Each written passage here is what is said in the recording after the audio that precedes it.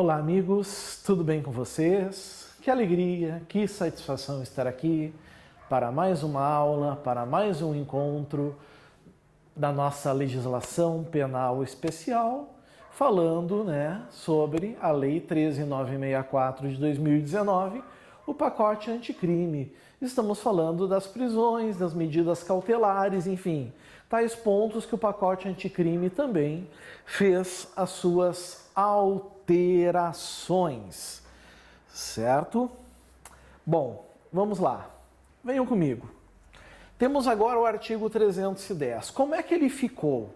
Nós vamos ter lá no CPP um 310 riscado, totalmente riscado, e nós vamos ter um 310 aqui, como está.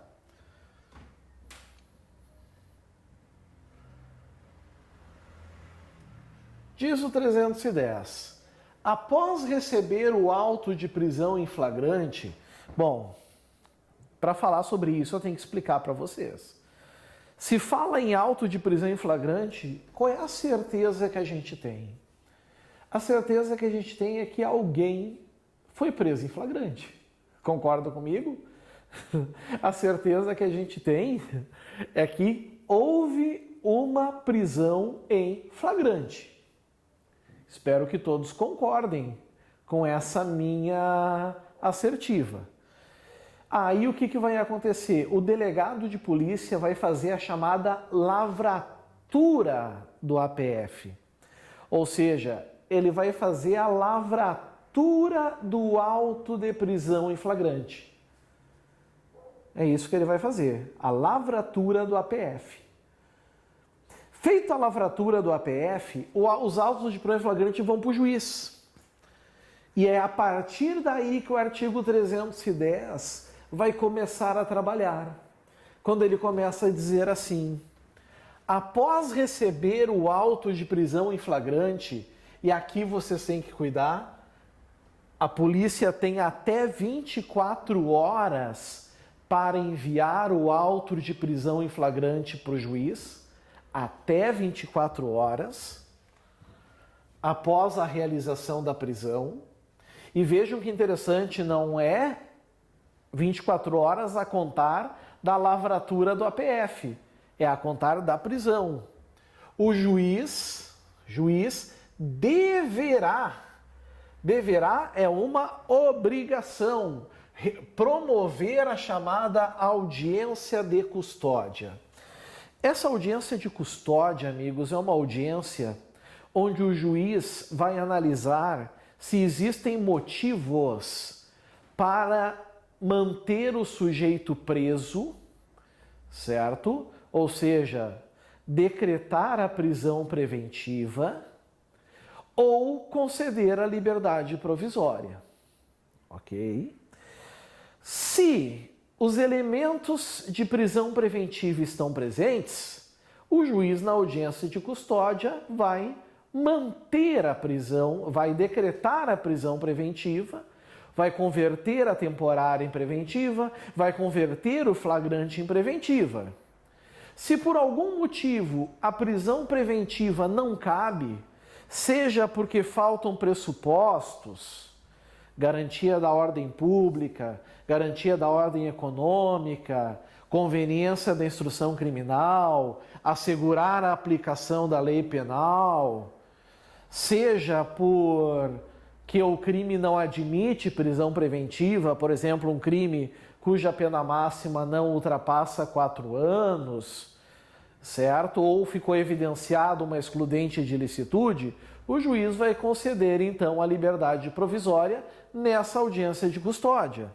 Está aqui, certo? Com a presença do acusado, geralmente aqui é o flagrado, mas a lei usa a expressão acusado, seu advogado constituído, ou defensor público, e o membro do MP, certo? E nessa audiência o juiz deverá fundamentadamente, e aí fazer o que eu falei para vocês, converter o flagrante em preventiva, conceder medidas alternativas, cautelares diversas da prisão, conceder liberdade provisória, só que aí não está no pacote anticrime, porque nada mudou. certo? É o que já era no CPP. Então, a gente deixa o 310 da maneira que ele está aqui, certo? Dando sequência ainda no 310, nós temos os seus parágrafos. Temos os seus parágrafos. Vamos analisar os parágrafos.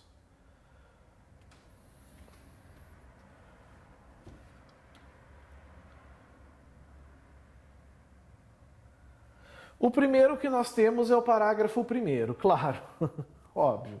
Se o juiz verificar pelo APF, auto de prisão em flagrante, que o agente praticou o fato em qualquer das condições dos incisos 1, 2 e 3 do artigo 23 do Código Penal, poderá fundamentadamente conceder ao acusado liberdade provisória mediante termo de comparecimento obrigatório a todos os atos processuais sob pena de revogação. É o que eu falei para vocês anteriormente. O artigo 23 do Código Penal traz os casos que nós chamamos de excludentes de ilicitude. São casos que, se o agente agir dentro desses casos, não há crime. E aí nós temos como, por exemplo, o estado de necessidade, nós temos como exemplo a legítima defesa, nós temos, por exemplo, o estrito cumprimento de dever legal e nós temos, por exemplo, o exercício regular de direito. Todos esses casos aí, certo? Grande cuidado em relação a esse ponto. Ok? Muito cuidado com isso. O juiz, então, vai conceder a liberdade provisória. Parágrafo 2º. Se o juiz verificar que o agente é reincidente, ou quer dizer o que, meus amigos? Uma medida alternativa, certo? Nós não temos aqui requisitos de cumulação. Aqui é reincidente ou que integra organização criminosa armada ou milícia, ou que porta arma de fogo de uso restrito, de acordo com a Lei 10.826 de 2003, né, o Estatuto do Desarmamento, arma de uso exclusivo das Forças Armadas, certo? Que hoje é crime hediondo. Deverá, é obrigação, denegar a liberdade provisória com ou sem medidas cautelares.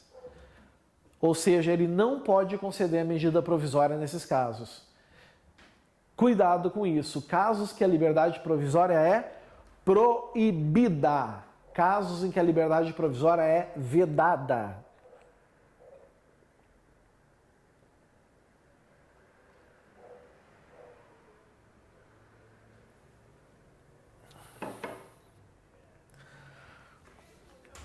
Certo? Parágrafo 3º. A autoridade. Vamos destacar essa palavrinha aqui.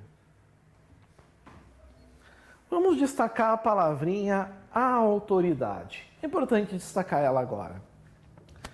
A autoridade que deu causa, sem motivação idônea, a não realização da audiência de custódia no prazo estabelecido no caput deste artigo, responderá administrativa, civil e penalmente pela omissão. Isso é abuso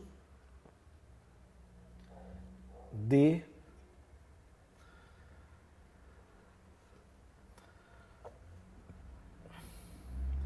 autoridade. Aqui está.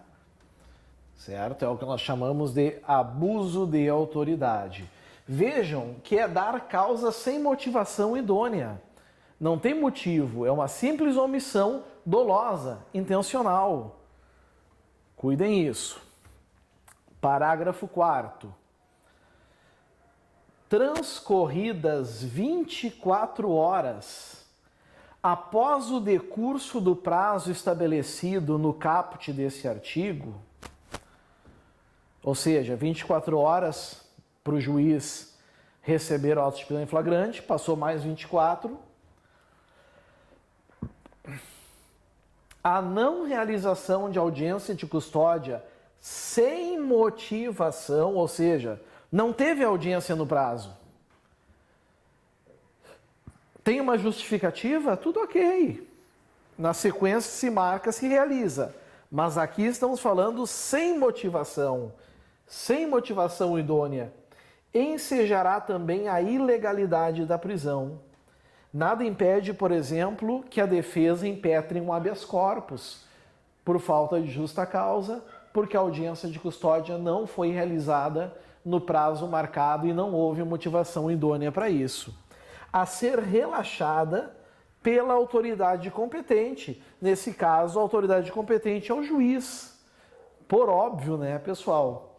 Sem prejuízo da possibilidade de imediata decretação de prisão preventiva. Perfeito, tranquilo, resolvido aqui também.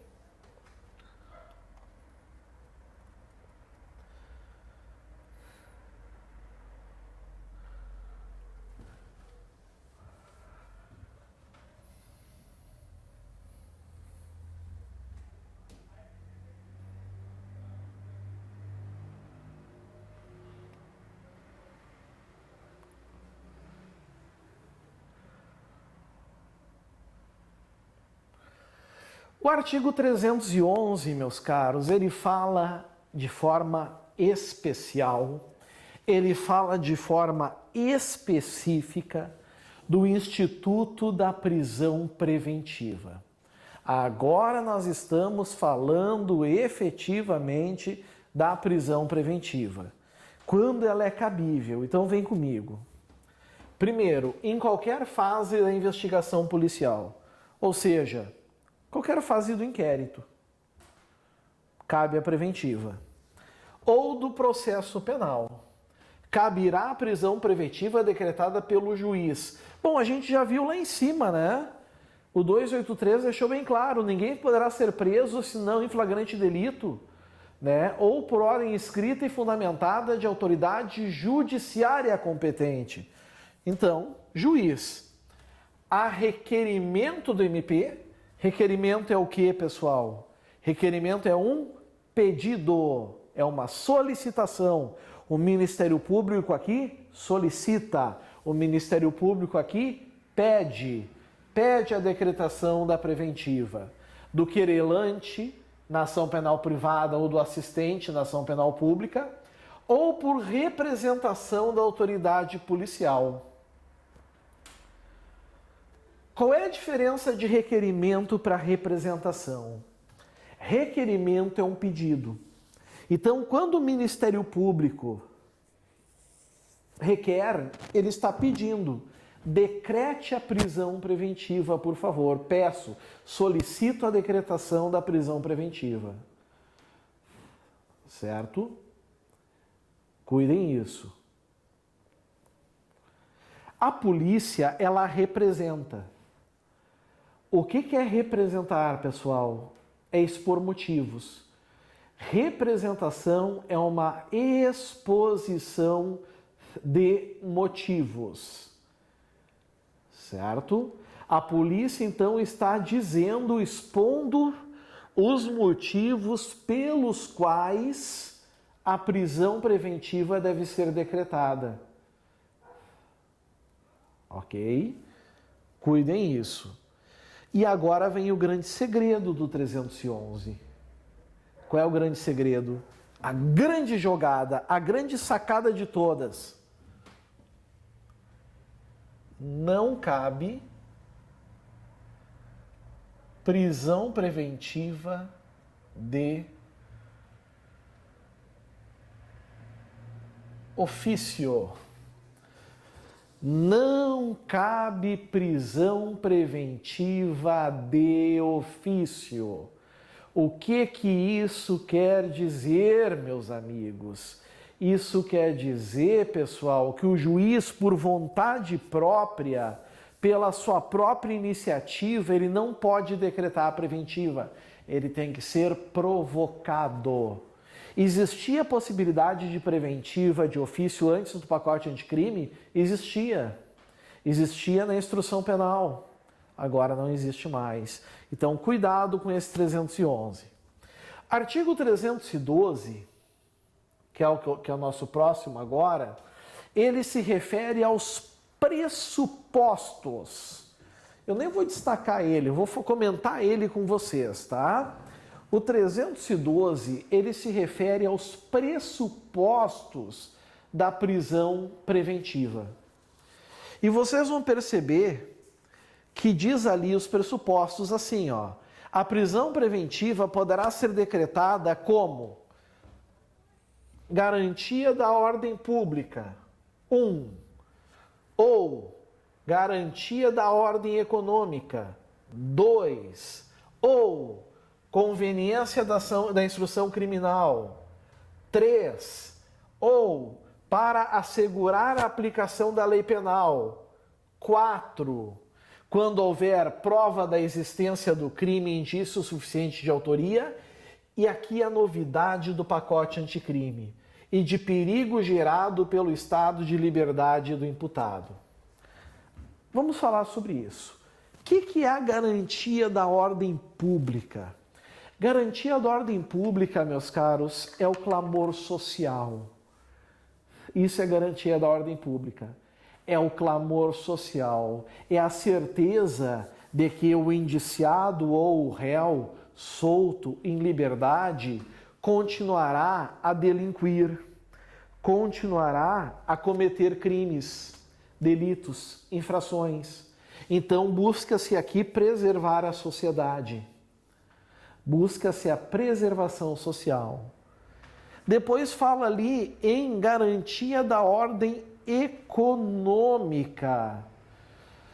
É a certeza que o magistrado possui, aliás, é a certeza, o magistrado se convenceu pela provocação das partes de que o indiciado ou o réu em liberdade, ele vai continuar, por exemplo, a ferir o erário, a lesar o erário.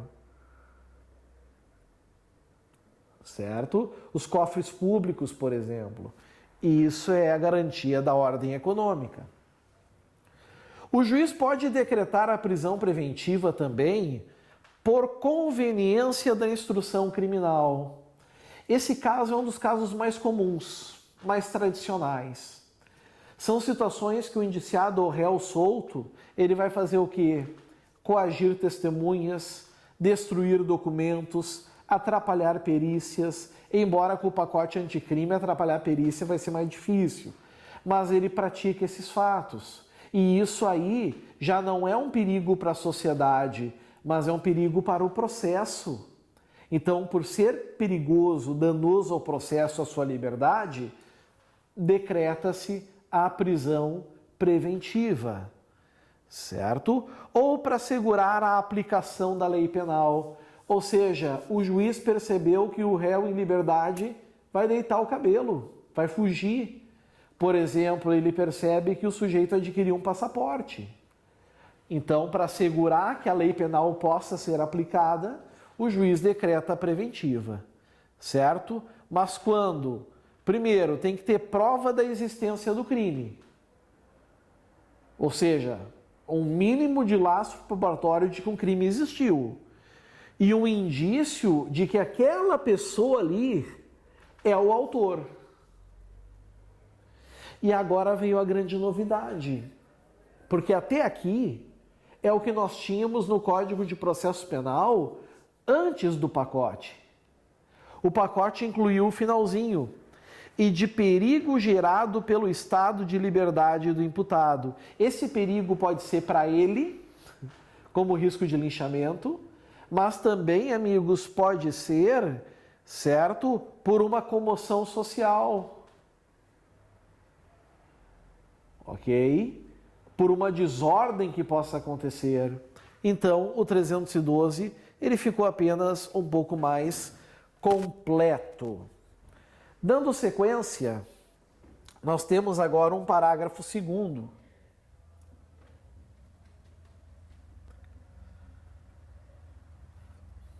Temos agora um parágrafo segundo.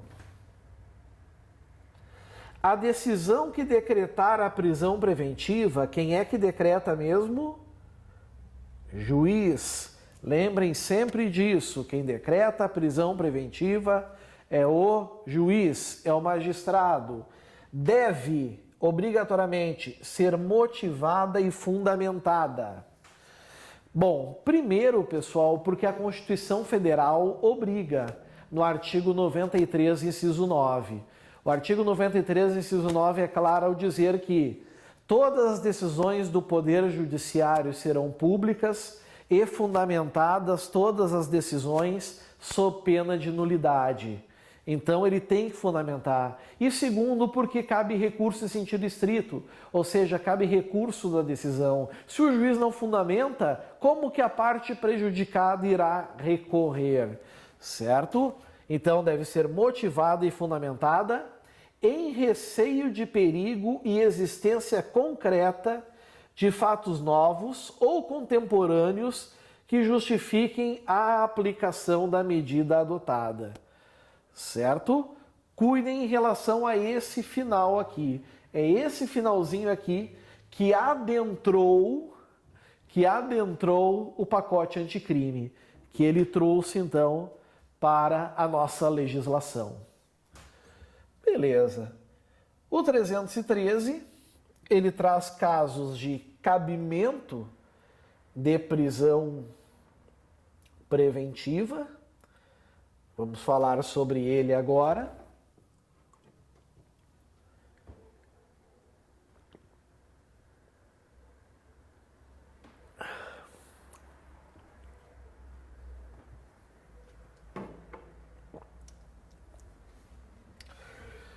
O 313, no parágrafo 1º, deixamos ele como está. Vamos para o parágrafo 2º.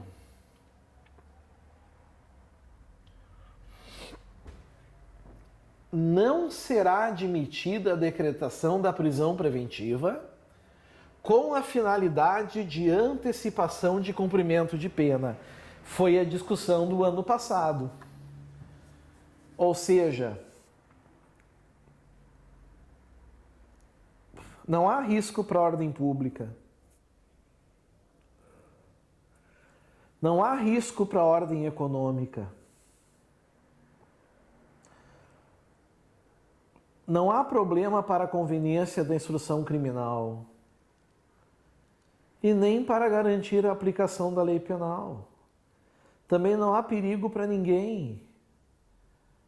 Mas para antecipar a pena eu vou decretar a preventiva. Não, até porque a prisão preventiva ela não é pena.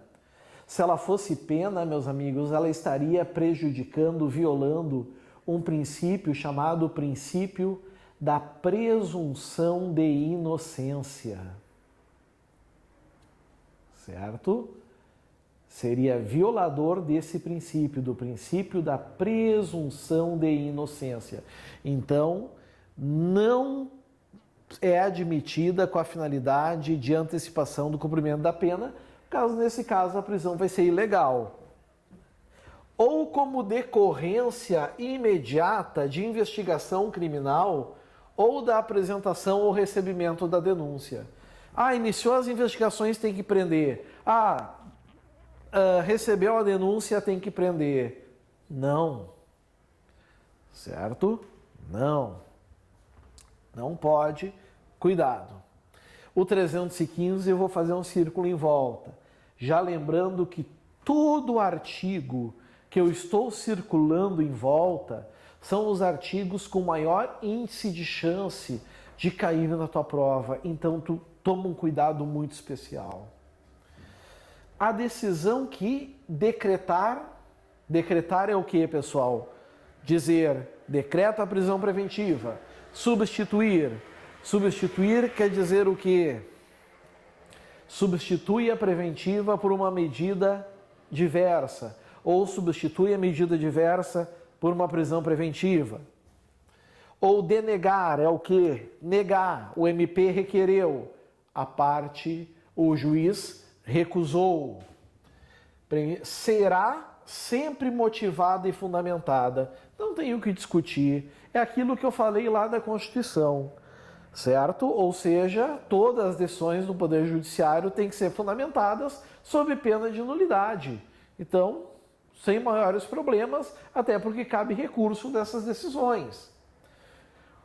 Agora veio algumas novidades aqui. Parágrafo 1º. Na motivação, ou seja, nos fundamentos da decretação da prisão preventiva ou de qualquer outra cautelar, lá do 319, o juiz deverá indicar concretamente a existência de fatos novos ou contemporâneos que justifiquem a aplicação da medida adotada. Já vimos isso anteriormente, o texto é o mesmo, certo? Agora, antes do pacote anticrime, nós não tínhamos, certo? Nós não tínhamos nenhum limite legal para o tipo de fundamentação aplicada.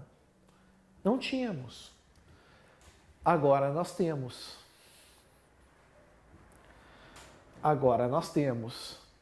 Que se dá a partir do parágrafo 2º.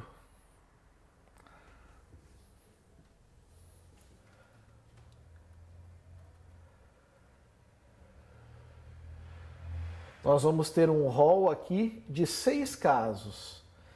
6 casos que não são considerados fundamentações para a decretação judicial. E vejam que aqui não é simplesmente uma decretação de uma simples decretação de uma prisão preventiva. Não, o legislador no pacote anticrime ele foi além. Ele diz, não se considera fundamentada qualquer decisão judicial, seja interlocutória, como decretar uma preventiva, seja a sentença que condena ou absolve, seja o acórdão que o tribunal, por votos, mantém ou reforma a decisão, que, vamos lá, 1. Limitar-se-á a indicação, reprodução ou a paráfrase de ato normativo, sem explicar sua relação com a causa ou a questão decidida. Por exemplo, vai recurso para o tribunal e ele diz, denego conforme súmula 315 do Supremo Tribunal Federal. Isso não é fundamentação, certo? Ele tem que mostrar o nexo de causalidade da referida súmula com o caso concreto que foi julgado. 2. Empregar conceitos jurídicos indeterminados, sem explicar o motivo concreto de sua incidência no caso. Isso aqui é interessante, né, pessoal? Dizendo, tal caso não se amolda à legítima defesa, pois, segundo Savigny, tal critério tem caráter subjetivo e proquinomônico. Ele dá aquela enrolada e não tem nada a ver com o fato julgado. Ou seja, não cola. Aliás, evitando aqui o famoso Ctrl+C, Ctrl+V, né? 3. Invocar motivos que se prestariam a justificar qualquer outra decisão. Olha que interessante isso. Invocar motivos que se prestariam a justificar qualquer outra decisão. O que isso quer dizer? Motivos são razões, né? Trazer razões que seriam úteis, certo? Para justificar uma decisão diferente. Não pode. Por quê, pessoal? Porque não é a decisão diferente que ele está atuando ali, é para aquela ali. Então, está fora a 3. 4. Essa 4 é importantíssima, porque muito se discutia se o magistrado deveria ou não atacar todas as teses que eram levantadas no processo. E aí veio aqui ao dizer, invocar motivo, não enfrentar todos os argumentos deduzidos no processo, capazes de, em tese, infirmar a conclusão adotada pelo julgador. Então, se eu sou advogado de defesa e eu, nas alegações finais, trago 3 teses de defesa, sei lá, negativa de autoria, erro de tipo, inexigibilidade de conduta diversa, o juiz vai ter que atuar, vai ter que defender, se manifestar sobre os 3. Certo? Caso contrário, essa sentença é nula. Tá? Inciso 5. Limitar-se a invocar precedente ou enunciado de súmula tem muita ligação com aquele inciso 1, né? Sem identificar seus fundamentos determinados, nem demonstrar que o caso sob julgamento se ajusta àqueles fundamentos. Certo? Isso é muito tradicional, acontecia muito, agora não pode mais. E temos o inciso 6.